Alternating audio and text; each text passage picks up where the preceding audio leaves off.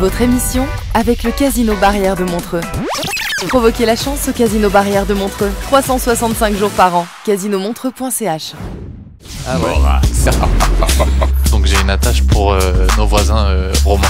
On appelle ça l'escroquerie, c'est mon métier. Je suis en bonne compagnie avec ça. Non, mais... Je suis Comore, vendeur de drogue. Il y a Philippe Morax qui arrive dans votre grève. C'est ce... Ça va donner de la peine. Presque me faire oublier qu'il est 7h. L'invité du matin. Mais que se passe-t-il chez nos voisins français? Comment comprendre ce système politique bien différent du nôtre et pas forcément plus simple que celui que nous connaissons en Suisse? Quoique, souvenez-vous du coup de tonnerre politique du 9 juin dernier. À la suite des élections européennes, le président français Emmanuel Macron a pris la décision de dissoudre l'Assemblée nationale à un moment critique, juste avant les Jeux Olympiques de Paris, qui auront lieu dans quelques jours. Cette dissolution est perçue comme un coup de poker qui pourrait plonger la France dans le chaos politique, s'ajoutant à une période déjà marquée par l'incertitude. Alors, que faut-il comprendre de ce séisme politique? Cela va-t-il changer quelque chose pour la Suisse? Faut-il craindre des répercussions économiques à la suite de ces décisions? La Suisse pourrait-elle devenir un modèle politique pour la France? Toutes ces questions et bien d'autres, je vais les poser à mon invité ce matin, Mireille Tsaki. Bonjour. Bonjour Philippe. Merci d'être avec nous ce matin et merci d'avoir répondu à mon invitation. Mireille Tsaki, je rappelle que vous êtes journaliste économique indépendante pour Blick et Bilan et vous êtes une experte en la matière pour nous aider à comprendre un petit peu ce qui se passe chez nos voisins français. C'est un vrai tremblement de terre. Hein. Oui. Alors, c'est vrai que c'est une tendance de fond qu'on observe dans tous les grands pays européens, des populations un peu en décrochage économique après la globalisation, qui veulent un vrai changement, ils veulent vraiment mettre un coup de pied dans la fourmilière, et ils vont aller vers des partis qu'on appelait au départ extrême droite, qui vont se dédiaboliser petit à petit, qui vont aller chercher des donateurs de plus en plus... Dans la droite ligne du patronat, etc., et qui vont avoir un discours de plus en plus finalement acceptable ou centriste, ou en tout cas ils vont dans cette direction, comme Jordan Bardella qui n'arrête pas de se macroniser. Ouais. Il met de l'eau dans son vin en fait, hein, c'est ça? Oui, il met de l'eau dans son vin, on sait très bien pourquoi. Plus vous levez de fonds auprès d'une certaine catégorie de donateurs, plus votre discours va s'adapter à leur velléité finalement. C'est comme si je dis je lance un journal, puis après je suis en processus de levée de fonds, et puis chaque fois que j'ai un nouveau donateur qui a certaines demandes, mon discours s'adapte petit à petit. Je dis, finalement, dans notre programme, on va plus mettre l'accent là-dessus, moins là-dessus. Et en fait, c'est mes donateurs qui comptent. C'est ça ce qu'il faut regarder. Je veux dire, le candidat, c'est l'exécuteur et le donateur et les gens qui vont financer ces candidats, financer leur campagne, c'est eux les actionnaires. C'est ceux-là qui comptent. Qu'est-ce qu'ils pensent? Qu'est-ce qu'ils veulent? Quelle France ils voient? Donc, l'idée, c'est de se dire, maintenant, le public français, le grand public, les électeurs, les gens, surtout qui ont de la peine à finir les fins de mois, c'est ça.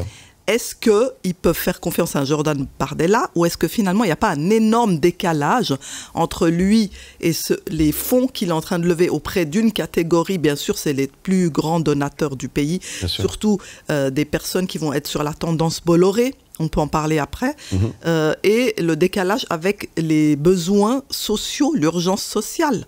Et c'est là que l'arnaque peut se trouver. Ça arrive au bon moment, ça, à votre avis? Ou c'est un peu... Finalement, il n'y a pas de bon moment ou de mauvais moment? Ça arrive à un moment où toutes les petits salariés, malheureusement, les habitants des périphéries, des grandes villes en Occident, je dis même pas seulement en Europe, sont en crise, sont dans une colère sociale, et on n'arrive pas à leur proposer une offre politique qui convient. Si vous proposez une offre politique d'extrême droite, le côté anti-immigration va leur plaire parce que on les a convaincus que c'était l'immigration qui était la principale menace. Et là-dessus, il faut aussi pouvoir entendre ce discours, il faut voir qu'est-ce qu'il y a à prendre ou à laisser là-dedans.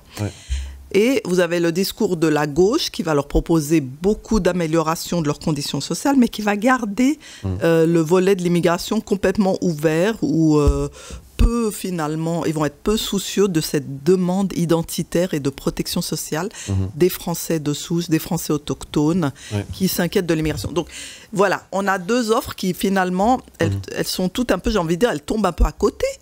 Parce que si vous êtes sur l'extrême droite, vous allez vous attaquer à l'immigration. Ça, c'est ce que Jordan Bardella va probablement faire. Alors, sans problème, il promet un État autoritaire, un retour de l'autorité. Mais quelle est sa politique sociale? J'ai écrit une chronique dans Blick pour expliquer justement que le RN n'a jamais voté pour le social au sein du Parlement français, de l'Assemblée nationale. Il vote systématiquement contre les petits salariés, contre les agriculteurs, contre les chômeurs, contre les retraités, contre les smicards.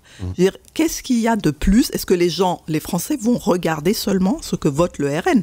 Est-ce qu'ils sont conscients de ça? Ou est-ce qu'ils ont tellement besoin qu'un parti vienne taper sur l'immigration qu'ils s'en fichent même qu'on s'occupe de leur porte-monnaie et qu'on améliore leurs conditions de vie? Ou est-ce qu'ils sont convaincus que le simple fait d'être plus dur avec l'immigration va améliorer automatiquement leurs conditions de vie? Eh bien, s'ils sont convaincus de ça, il y a un problème parce que ça ne va pas suffire. C'est pas ça l'unique problème. Le problème, c'est qu'il faut un parti qui se soucie des fins de mois de ces gens, et ce n'est pas le RN. Si on regarde même la politique avec les femmes, vous regardez comment ils votent. Alors, ils sont contre le droit à l'avortement, inscrit dans la Constitution, ils sont contre l'égalité salariale, ils sont contre tout ce qui peut améliorer l'égalité homme-femme en général, ou ils s'abstiennent, ou ils votent contre. On ne peut pas être plus clair. Conservateur de ces vieilles idées ancrées. Conservateur, ultralibéral, c'est ça aussi la surprise. On se dit, bon, ils sont ultra-libéraux, c'est un peu la tendance Bolsonaro, la tendance Giorgia Meloni en Italie, Bolsonaro qui était venu au pouvoir au Brésil, avant d'être remplacé par la gauche de nouveau, parce qu'il a évidemment déçu les plus pauvres qui avaient voté pour lui. Donc, on va dans la même direction. La France, elle va juste dans la même direction que beaucoup d'autres pays, c'est-à-dire elle va mettre peut-être au pouvoir une extrême droite qui va la décevoir sur le plan social, qui va amener de l'autorité, une politique assez discriminatoire et anti-immigrationniste qui va satisfaire une partie de cet électorat, mais surtout une politique très antisociale et ultralibérale qui va énormément décevoir tous ceux qui avaient compté dessus parce qu'ils sont en voie de paupérisation depuis 30 ans maintenant en France. Surtout avec la politique macroniste des 7 dernières années. Honnêtement, ça, même si vous, Philippe, vous êtes pro-Macron, moi je vous dis mon point de vue. Moi je donne vous pas et mon avis, moi. Je vais vous dire un truc. Vous et moi. Je vous écoute. Vous et moi, on n'est pas lésés ou desservis par un Macron si on était en France aujourd'hui. C'est pas pour notre tranche de revenus qu'il est néfaste, c'est pour les moins bien lotis, pour les plus défavorisés. Pour cela, ils mènent une politique qui ne leur convient pas, honnêtement. Et ils sont en colère. Et honnêtement, ces 2 mandats ont été catastrophiques au niveau des mouvements sociaux, des gilets jaunes, des colères sociales. Et franchement, elles se sont exprimées sous plein de manières différentes. Et le pays est aujourd'hui extrêmement fracturé entre son parti à lui qui perd du terrain, l'extrême droite qui prend le dessus, et LFI, les insoumis, l'extrême gauche, qui progresse aussi, qui est juste derrière l'extrême droite. Donc, il faut voir comment le pays il est fracturé aujourd'hui. La France a mal, c'est compliqué. C'est des extrêmes toujours, et c'est ça le problème. Les extrêmes, on sait, c'est jamais bon. L'histoire nous l'a démontré à plusieurs reprises. La solution, c'est quoi alors, selon vous, Mirette? Alors, c'est de remédier à l'urgence sociale. Vous avez énormément de mécontents à la base de ce pays. Donc la gauche. Il faut une politique de gauche. Il faut une politique de gauche, mais pas seulement. Une politique de gauche souverainiste et qui limite l'immigration. Il faut juste entendre les besoins de la société. C'est quoi? C'est d'abord revalorisation salariale, gel des loyers, abroger la loi sur les retraites, la réforme des retraites qui a énormément déplu à une très très grosse partie des Français, et s'occuper de la situation sociale de tous les paupérisés de ce pays et des insatisfaits qui ont tendance à voter RN, y compris les paysans, les agriculteurs, les habitants des petits villages, etc. Et surtout les petits salariés qui représentent une masse très importante de gens mécontents, dont les salaires n'ont pas du tout progressé, tandis que les dividendes des entreprises, des grandes entreprises françaises, ont explosé sur le même moment. Comment justifier ça? C'est très difficile. Les subventions que Macron verse aux entreprises du CAC 40, elles ont doublé en 15 ans, sans aucune explication valable. Je ne comprends pas d'où ça vient. Pourquoi subventionner des entreprises qui versent des dividendes, qui dégagent des profits énormes, qui sont... Alors ça, c'est très bizarre. Il y a peu d'informations. D'ailleurs, ils refusent de publier des vrais rapports détaillés là-dessus. Donc, manque de transparence en plus. Alors, c'est pas une politique sociale. Il faut arrêter. Emmanuel Macron vient du Parti Socialiste. Il a créé En Marche, qui devient maintenant Renaissance, qui est un parti finalement au centre et qui est finalement un parti des riches. Et vous avez le RN qui devient le nouveau parti des riches, qui est en train de ringardiser Emmanuel Macron, ce qui est invraisemblable, parce qu'on a un gars qui a une bonne coiffure, une bonne coupe de cheveux, Jordan Bardella, qui est propre sur lui, qui tient des propos très patronaux, très libéraux. Longue aussi, hein, oui. Qui est qui a les dents longues aussi. Hein. Oui, très ambitieux. Par contre, il a 28 ans. Il lui manque des années, des décennies d'expérience, ça se voit. Il n'arrive même pas à défendre le programme. Il nous refait de l'Emmanuel Macron en restant flou sur le programme du Rassemblement national.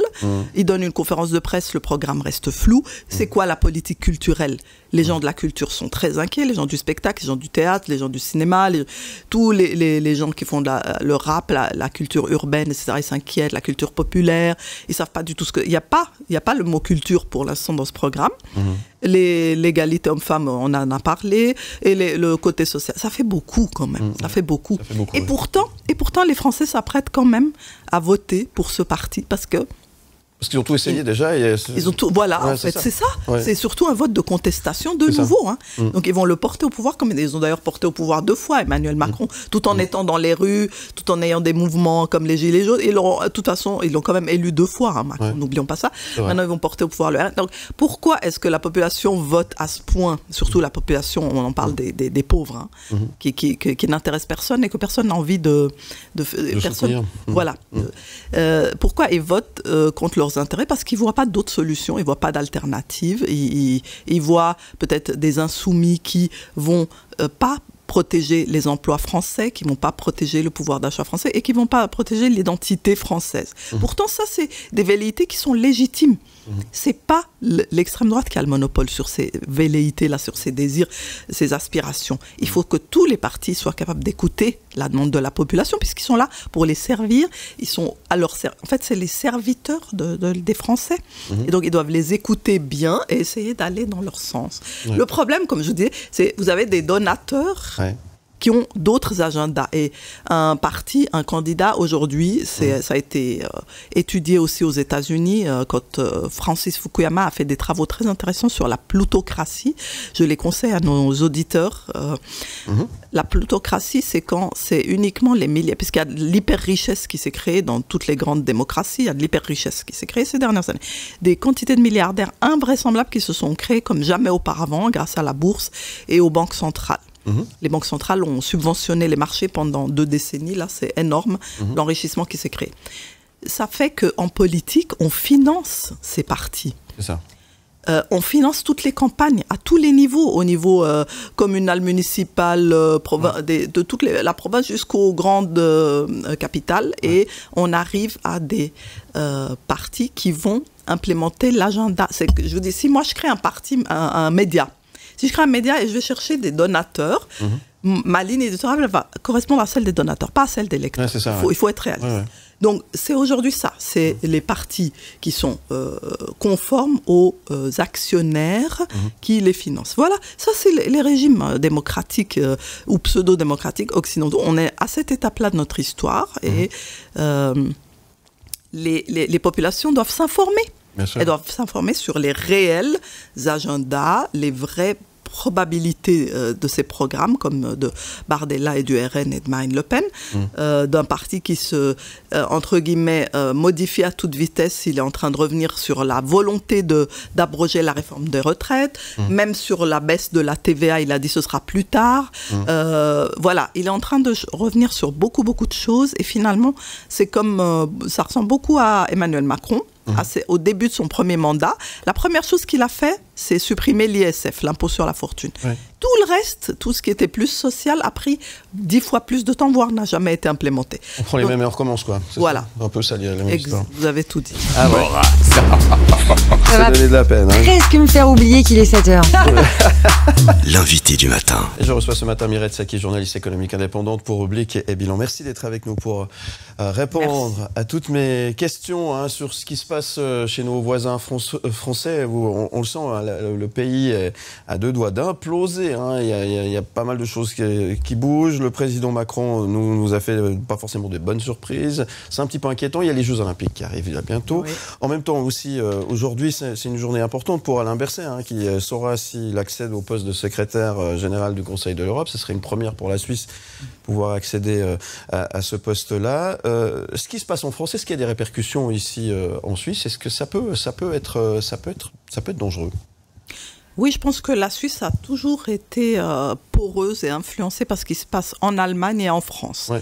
Donc c'est vrai que l'Allemagne influence la Suisse alémanique et la France influence pas mal la Suisse romande, mais tout le monde observe, que ce soit en Allemagne ou en Suisse ou ailleurs, tout le monde observe ce qui se passe, même aux États-Unis, ce qui va se passer en France, parce que c'est vrai que ça donne le ton. C'est symptomatique de quelque chose. Ces populations qui vont voter peut-être RN pour le mettre comme Premier ministre, c'est les mêmes un peu qu'on va retrouver en Angleterre, aux États-Unis, en Italie, etc. Et donc, tout le monde est très attentif sur cette tendance parce que on voit aussi, même les médias, ils s'adaptent et parlent de manière plus positive du RN et de Jordan Bardella. Ouais. Bon, on parlait tout à l'heure du fait qu'il y a beaucoup de médias bollorés, je les appelle les médias bollorés. Attention, on est sur Canal+, hein, quand même. Hein. Oui, bien sûr. Alors, bon, c'est les médias de vous pouvez dire ce que vous voulez. Canal+ Suisse, c'est un peu différent. Mais les médias bollorés, c'est quoi ? C'est un fait, en fait. Ça a été documenté. Ils vont donner beaucoup de visibilité à Jordan Bardella et une visibilité positive. Et ça, qu'est-ce que ça fait? Ça influence le reste de l'écosystème des médias. Bien sûr. Quand on s'habitue à parler de lui positivement et comme quoi, finalement, c'est un peu l'homme de la situation et que c'est le nouveau Macron, et puis ça rentre dans les esprits d'une manière un peu subliminale, que voilà, c'est le nouveau monsieur du moment, c'est pas Glucksmann, c'est pas d'autres, c'est lui, quoi. Voilà. Ça n'a même pas besoin d'être forcément idéologique, c'est juste qu'il y en a un qui est omniprésent, on le voit beaucoup. Les analyses qui ont été faites par Acrimed ont montré qu'il a eu beaucoup plus de visibilité que tous les autres candidats avant les élections européennes. Et donc il y a une sorte de banalisation. Et lui, en même temps, il banalise aussi un peu son discours, il le lisse un peu, etc. Et petit à petit, dans la perception, ça devient, waouh, c'est l'évidence. Ouais. C'est comme ça que les choses se font. Mais tout ça, c'est avant qu'il ait commencé à implémenter la moindre politique. Il a adapté son discours un petit peu aux discussions de bistrot, hein, en quelque sorte. On peut dire ça. C'est très vrai. C'est très vrai. Si vous prenez un taxi, le chauffeur de taxi va se plaindre de certaines choses. Vous allez au PMU du coin, à Annemasse, je veux dire même. Il n'y a pas besoin d'aller jusqu'à Seine-Saint-Denis. Pas Seine-Saint-Denis, non. Plutôt d'autres régions plus éloignées des métropoles. Le PMU du coin, on va dire, voilà, il faut plus de fermeté maintenant, il faut reprendre tout ça en main, ça va pas du tout, c'est n'importe quoi, on n'est plus chez nous, etc. Et comme vous dites, Philippe, tout à fait, il va reprendre ça et il va refléter le sentiment populaire. Mais qui c'est qui avait déjà fait ça très bien avant? C'était Donald Trump. Bien sûr. Donald Trump, il parlait le langage populaire de l'Amérique du centre, de l'Amérique industrielle, de l'Amérique ouvrière, etc. Et ça a formidablement bien marché. Mais quand il est venu au pouvoir, et ça moi je l'ai rappelé dans une chronique, c'est non, il a surtout soigné sa catégorie d'électeurs qui sont des ultra-riches. Ça, il faut le savoir. Donc, si on veut quand même faire l'expérience, il faut la faire. De toute façon, je pense qu'on va y passer. On va passer par là. Sans doute, hein. On va expérimenter le RN au pouvoir et peut-être même qu'il ne va pas aller au bout de tout ce qu'il a promis, y compris dans tout ce que les Français attendent de lui. C'est-à-dire même sur les politiques anti-immigration, etc. Il va peut-être se voir confronté à des limites. Il va devoir négocier. Il va devoir aussi préserver les relations de la France avec certains pays qui ne voudra pas se mettre à dos, etc. Mais en tout cas, pour l'instant, la voie, elle est claire. On a quelqu'un qui va être anti-européen et ce discours va beaucoup plaire aussi. C'est ça, l'attente. Anti-immigration, anti-européen. Franchement, il coche 2 cases majeures qui agacent très très fortement les Français et beaucoup d'autres pays aussi de l'Union, des 27. Et donc, voilà, il est le seul à le faire. Et donc, voilà, faute d'autres concurrents, ce discours-là va porter. Un petit peu inquiétant quand même. Et ça arrive dans une période un peu compliquée aussi. Il va y avoir les JO de Paris. Là aussi, c'est dans un contexte un peu... Enfin, c'est pas très rassurant tout ça. Oui, alors c'est sûr que les JO de Paris, c'était le but de faire un grand marketing pour la France, de améliorer l'image de marque de la France, d'attirer des investisseurs. Et ça se fait au pire moment, à cause de la surprise politique. Comme toujours, le business d'un côté, il fait ses affaires, et le politique vient déranger, vient un petit peu comme le caillou dans la chaussure. Mais c'est pas sûr que tout va mal tourner. Non. Parce que, dans le fond, la vraie crainte, précisément, c'est qu'au moment des JO, on a une extrême droite qui arrive au gouvernement et qui va avoir des politiques sécuritaires un peu trop répressives, ou qui va aller trop loin là-dessus, et ça va trop se voir. Etc. Mais on voit qu'on a un Jordan Bardella qui peut négocier ce virage-là, en fait. Je ne crois pas que ce soit ça le vrai risque. On espère en tous les cas, ça va bien se passer. Mireille Saki, il faudra que je vous réinvite parce que j'avais encore 15 000 questions à vous poser, mais le temps passe trop vite. Je suis trop bavarde. En tout cas, merci beaucoup. Vous avez passé un bon moment, j'espère. Excellent, merci beaucoup. Vous avez choisi une musique quand même. Je veux quand même qu'on parle aussi de vos goûts musicaux. Et pourquoi vous avez choisi ce titre? Je vous laisse le présenter déjà. Alors, George Ben, c'est ça? George Benjor, un chanteur brésilien. Moi, j'adore la bossa nova, les Brésiliens des années 60-70.